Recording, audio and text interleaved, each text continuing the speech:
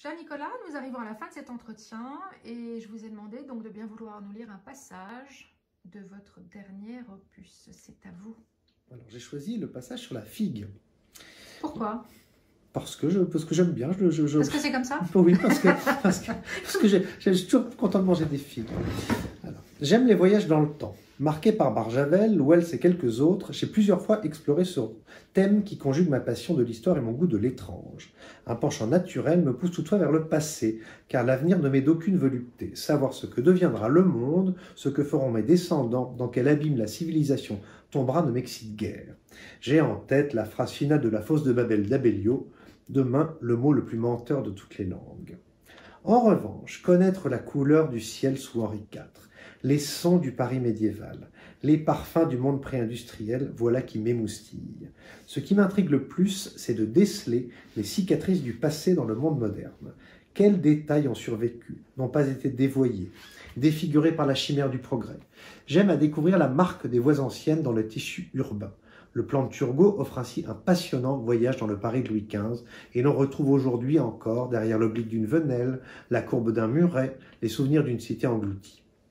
Les musées offrent bien sûr cette fenêtre sur le passé, car les œuvres y sont intactes, mais cela revient à feuilleter un herbier. Cueilli, la fleur perd sa sève. J'aurais plutôt voulu connaître l'œuvre avant son exécution, la voir à l'atelier, sur le chevalet, avec ses premières ratures. À l'inverse, il est des paysages, des sites qui ont conservé leur aspect primitif. Certaines montagnes, certains canyons, déserts, fjords, sylves n'ont pas ou peu été modifiés par la griffe humaine et permettent d'entrevoir le monde d'avant la faute. Encore faut-il s'y rendre. Au vrai, l'un des plus sûrs voyages dans le passé reste celui du goût. Certains aliments sont mangés avec le même plaisir depuis des milliers d'années. Certes, le vin romain coupé au miel, à l'eau de mer et aux épices n'a plus lieu d'être. De même, viandes et venaisons médiévales atteignaient un faisandage plus musqué qu'un vestiaire de stade. Mais je me suis toujours dit que les fruits sont un trait d'union avec l'histoire. On sait que l'immense variété des fruits et légumes s'est vue divisée par 10 en un petit siècle. La sélection opérée par la grande distribution a sabré, par exemple, maintes sous-variétés de pommes. Et les méthodes de culture relèvent parfois de la pure science-fiction. Cependant, il reste des fruits inviolés. Parmi ceux-ci, la figue occupe une place d'honneur.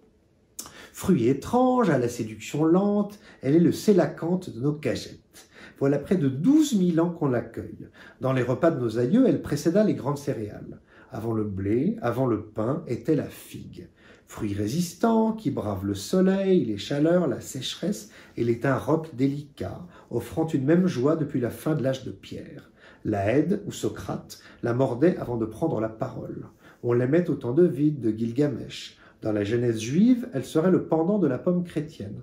En un sens, la figue est notre mère à tous, l'ancêtre de nos joies gustatives, l'Éden de la gourmandise.